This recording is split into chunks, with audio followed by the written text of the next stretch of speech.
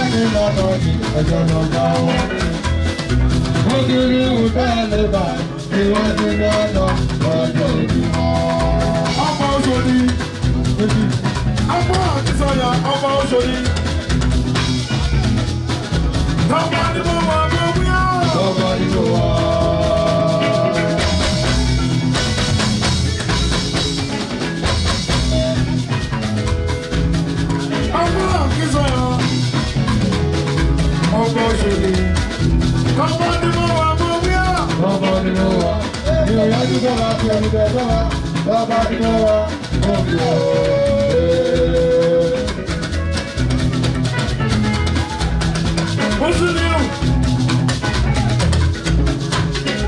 And the Lord will not take away. Dr.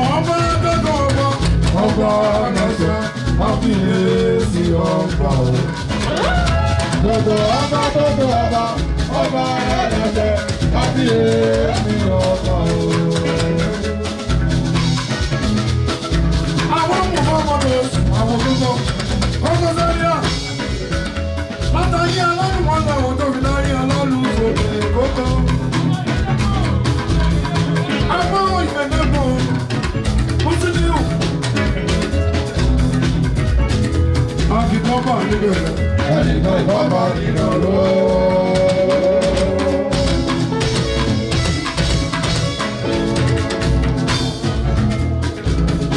Àmọ́ àkísọ̀yà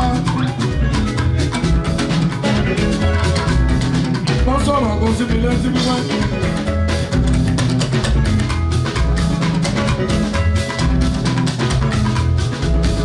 Yíyá àgùn lọ́dún ọba o.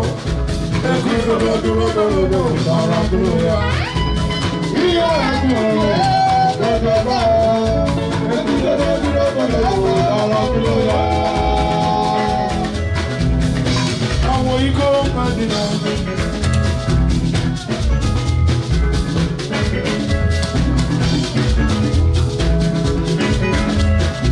Engineer, wọ́n bọ́ ló mọ̀ ní wọ́n ní tán. MC. Àwọn ikọ̀ Mádínà.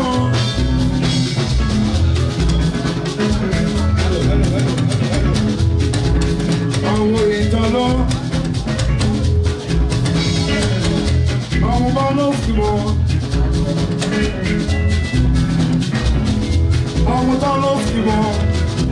MC.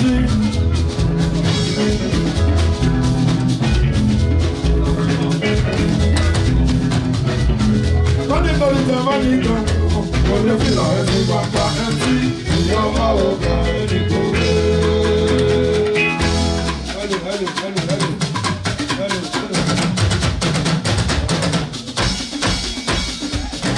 Empty, you're my over any good. Money, money, money, when you feel like you want to, you're my over any good.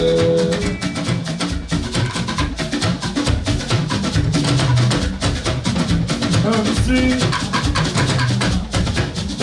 àwọn gbogbo sáré ọ̀hún.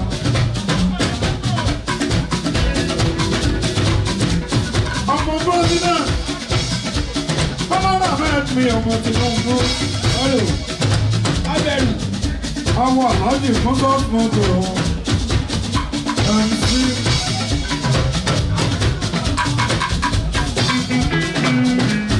AfricamediaLive TV. Kindly subscribe to our YouTube channel to get updated on the trending gist, latest news all over the world. Like our page, subscribe, and share with friends. Thank you.